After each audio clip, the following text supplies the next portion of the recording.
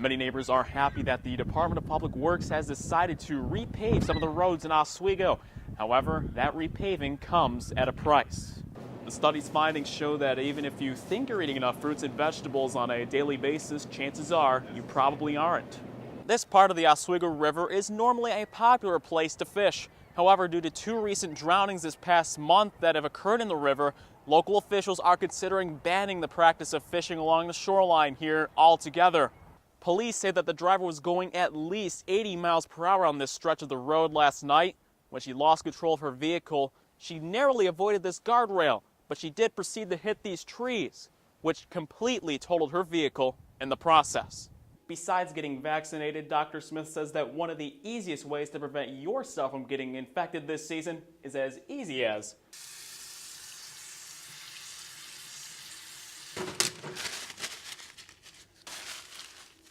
washing your hands.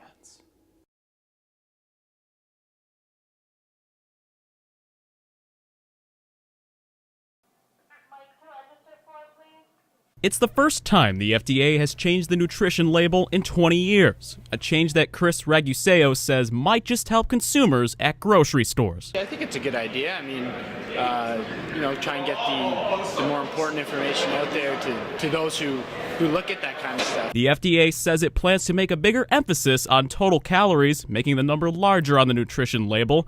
It also plans on requiring labels to list added sugars, sugar that is added to foods and does not occur naturally.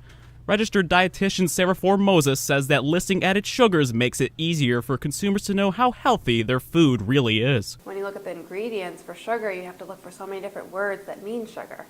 High fructose corn syrup, evaporated cane juice syrup. So now it'll be all spelled out right on the label. I think it'll be a lot easier. The FDA is also proposing changes to more accurately reflect serving size. Take, for instance, this bottle of Coca-Cola. There are 8 fluid ounces per serving, yet with this size bottle, you're likely to drink past that. The new changes would require the bottle to be 1 serving size, making calorie counting a bit easier. Big M employee Alan Saunders says it may be taking things a bit too far. I think we're getting a little silly with that one. I think that the current system seems to be working pretty good. So will these changes be enough to encourage people to eat healthier? Absolutely. I think that's the biggest thing is it'll help them realize what they're eating more. So, I mean, hopefully in turn that makes them choose maybe something a little healthier. Regardless of how this affects people's food choices, better informing them about how much they're eating may be a step to encourage them in the right direction. Kevin Carr, Oswego Now.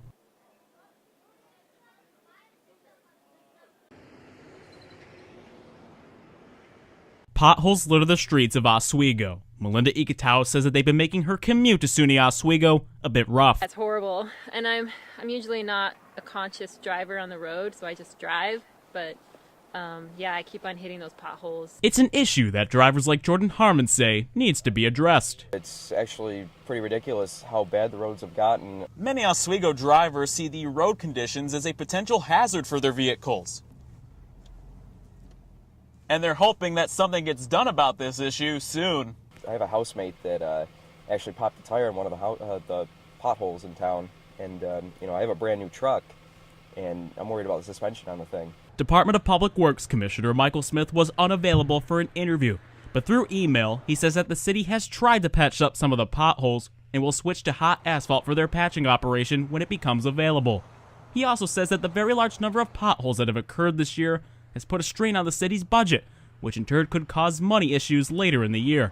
Financial concerns aside, some say they just want something done.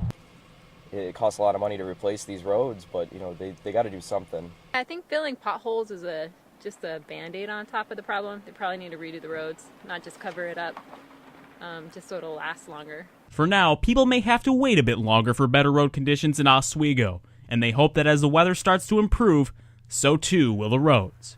Kevin Carr, WTOP 10 News. That's right, Chelsea. Police have discovered a methamphetamine lab here in Oswego, right by East 3rd Street and Syracuse Avenue. They have obtained a search warrant by the city court to search the house where the lab was being held and have discovered more than 10 ounces of methamphetamine oil. Now, they have 3 suspects who they have arrested. They include 37-year-old Frederick Carr III, 32-year-old Zachariah Morrison, and 23-year-old Brittany Perkins. Now, while I was on the scene, I managed to get a few reactions from neighbors who expressed their concern that a meth lab was located so close to their homes. It was a relatively calm Wednesday afternoon on East 3rd Street, except for a large barricade set up by both Oswego Police and the fire department. The reason? A meth lab investigation. Linda Clark lives on Syracuse Avenue, close to the location of the reported meth lab. She first heard the news on TV. It was quite alarming to me, so I came out and walked up in the neighborhood to see exactly where it was. Clark says she is concerned knowing that a meth lab was so close to her home. My daughter stands here on the corner to catch her bus every day, so it is a little alarming to me. Tony Lawrence also lives on Syracuse Avenue, and hearing about a meth lab investigation was a bit of a surprise. It's a quiet neighborhood, I'll tell you right now. We have a great neighborhood normally. Yeah, it's not a...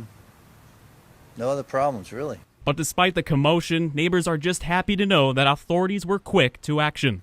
I'm just, once again, happy that the police and the fire department were able to take care of it so professionally. And they have hopes that barricades like the one on East 3rd Street won't be necessary anytime soon. It's a very quiet neighborhood, and hopefully it won't happen again real soon around here.